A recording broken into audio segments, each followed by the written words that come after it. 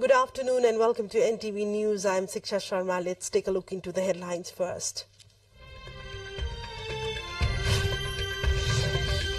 7 people, including 3 Nepalis, killed in an avalanche in Sikkim. As many as 20 people injured. Election Commission publishing final list of candidates contesting for House of Representatives by-election. Election on April 23rd. Former US President Trump pleads not guilty to 34 felony counts, slams criminal charges as an insult to the country. And Nepal taking on Vietnam in the Paris Olympic Women's Asia First Round Qualifiers match today, looking to cash on home advantage.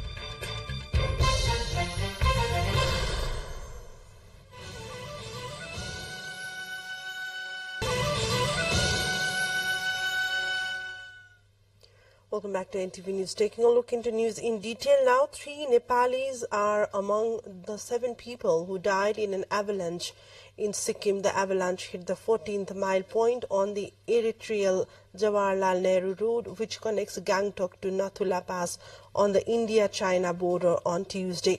The Hindustan Times says around half-dozen vehicles carrying close to 30 tourists to Nathula Pass between Sikkim and Tibet were stuck under the snow when the avalanche hit. 7 bodies were brought out of the snow and 23 people were rescued alive, including 6 tourists from a deep valley on Tuesday. The tourists were taking photographs near a stream when the avalanche hit amid a traffic jam. The rescued tourists from Nepal, Uttar Pradesh, West Bengal and Delhi were undergoing treatment. At least 8 of them are in critical condition, says the India media. The Election Commission today is publishing the final list of candidates who are vying for the House of Representatives by-election. The by-election is taking place in 3 electoral constituencies. The names of candidates running for elections on Chitwan 2, Thanahu 1 and Bara 2 were registered on Monday.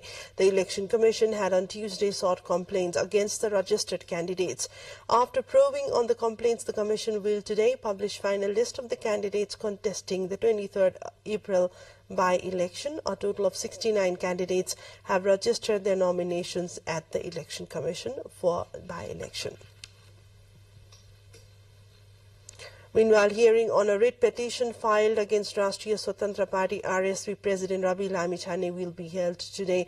On Tuesday, the scheduled meeting could not take place as Justice Anil Kumar Sinha could not hear the petition.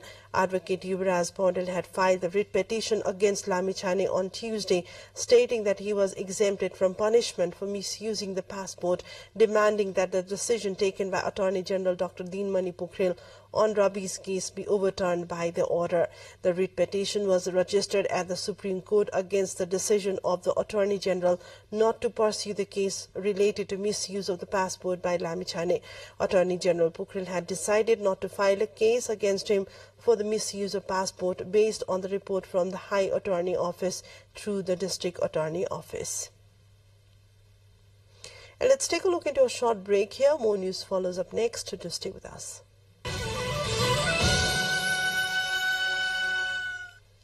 Welcome back to NTV News. Taking a look into further developments, the government is expected to unveil its common minimum program tomorrow. For this, the leaders of the ruling alliance have held discussion at the Prime Minister's official residence in Balwatar on Tuesday to give shape to the program. Earlier, the draft of the program was shared with the ministers and other leaders of the ruling coalition. The government is preparing to publish the common minimum program with necessary modifications. The ruling CP and Mao Center is holding its office bearers meeting today. The meeting has been summoned for 4 p.m. at party office in Koteshwar. Recent developments at the centre and provincial governments, government common minimum program, cabinet expansion, among other issues are likely to be discussed in the meeting. The meeting today will also discuss political scenario post-exit of CP and EML from the Madhesh provincial government. A new variant of coronavirus, COVID XBB 1.16, has been confirmed in Kabri district. The case was detected during a test carried out on 11 individuals at Mekinkut Hospital of the district.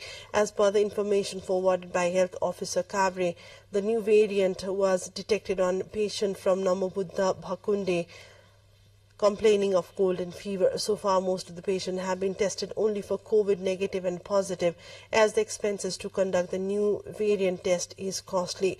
Meanwhile, with the rapid infection spread in the district, the meeting of COVID Control Management Committee of the district has made decision to run the awareness and prevention programs for COVID control. Meanwhile, border crossing in Darchula district has been tightened after COVID-19 infection was detected in a 20-year-old man. Chief District Officer Kiran Joshi said that the border has been tightened for coronavirus screening. According to the District Health Office Information Officer Khagendra Karki, infected patient is from Naugad Rural Municipality 3 who returned home from Chennai of India. He was confirmed to be infected with COVID during screening at the border checkpoint. Meanwhile, the Ministry of Health and Population has requested all to stay in isolation soon after developing symptoms of coronavirus. Issuing a notice, the ministry urged one and all to stay in isolation if tested positive for COVID-19. New variant of the coronavirus, Omicron XBB 1.16, was confirmed in Nepal as well. Coronavirus infection is now increasing in neighboring country India due to this new variant, says the ministry. And let's take a look into yet another break. Stay with us for the international developments. Welcome back. You are watching NTV News. Towards international headliner, where Donald Trump pleaded not guilty to 34 felony counts inside a packed New York courtroom on Tuesday in a dramatic hearing that transfixed the nation and began the countdown to the first ever criminal trial of an American president. After a stern glare to waiting press, Trump spent about an hour inside a Manhattan courtroom where he voluntarily surrendered to face charges over hush money payments that have already upended the 2024 White House race in which he leads the Republican field. Trump denied all the charges which related to payments to keep people quiet, including over an alleged affair with an adult film actress, and was released from custody without any restrictions.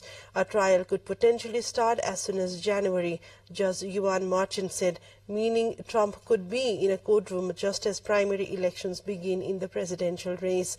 The hotel tycoon is accused of falsifying business records, including some that were allegedly mischaracterized for the tax purpose.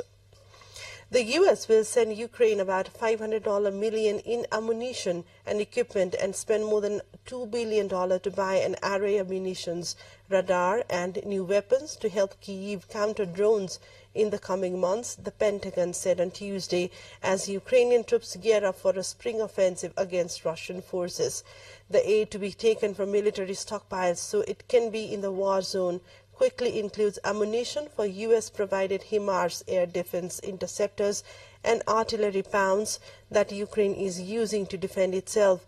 Secretary of State Antony Blinken said in a statement, HIMARS are multiple rocket launchers.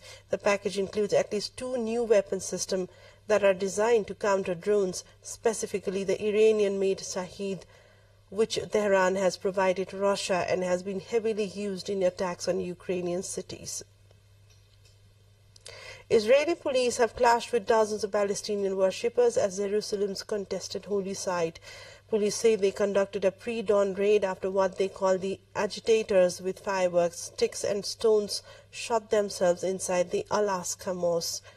Palestinians say 14 people were hurt after the police used stun grenades and rubber bullets to clear out the group. At least 9 rockets were later fired from the Gaza Strip into Israel, with air alert sirens sounding near Sderot. The Israeli army said 5 rockets were intercepted and another 4 landed in open areas. No group has so far claimed responsibility, but it is believed that the militant group Hamas approved the firing. A quick look into the highlights of what's coming up next.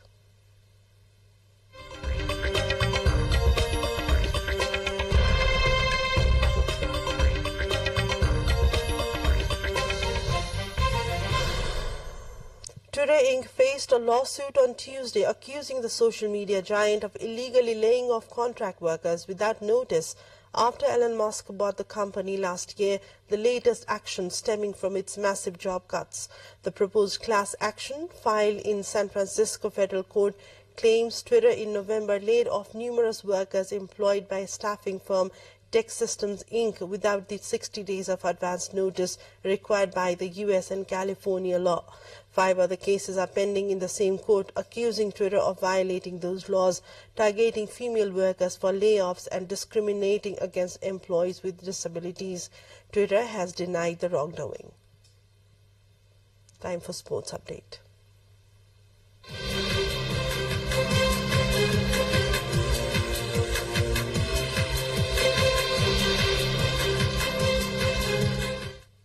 Nepali women's national football team is playing the first of the 2 Paris Olympic Asia first-round qualifiers against much-fancied opponent Vietnam. Visiting team Vietnam, that is at the 33rd spot in the FIFA ranking, is the favourite against the home team that is at the 100th spot. However, coach Ananta Thapa expects the team to excel in front of the home crowd at the Tasrat Stadium today. Vietnam has qualified for the 2023 FIFA Women's World Cup, and this will probably be the biggest match for Nepali women in their career. Only Nepal and Vietnam are in the Group C first-round qualifiers after Afghanistan and Palestine pulled off. The aggregate winner will qualify for the second round. The second match of the qualifiers will be played on Saturday. And this brings us to the end of the bulletin. To wrap up, a quick reminder of the top stories.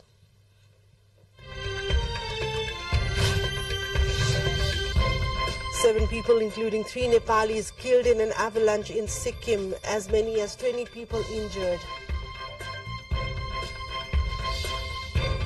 Election Commission publishing final list of candidates contesting for House of Representatives by-election, election on April the 23rd.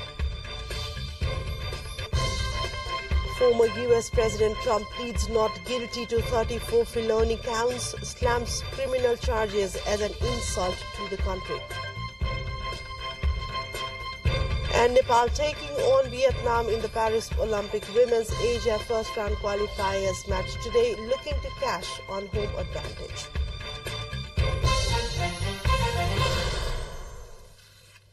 That's all for now. We'll bring you another news bulletin in Nepali in less than an hour, and our next English news will bring you right at 6 in the evening. Keep watching Nepal television. Have a great day. Namaste.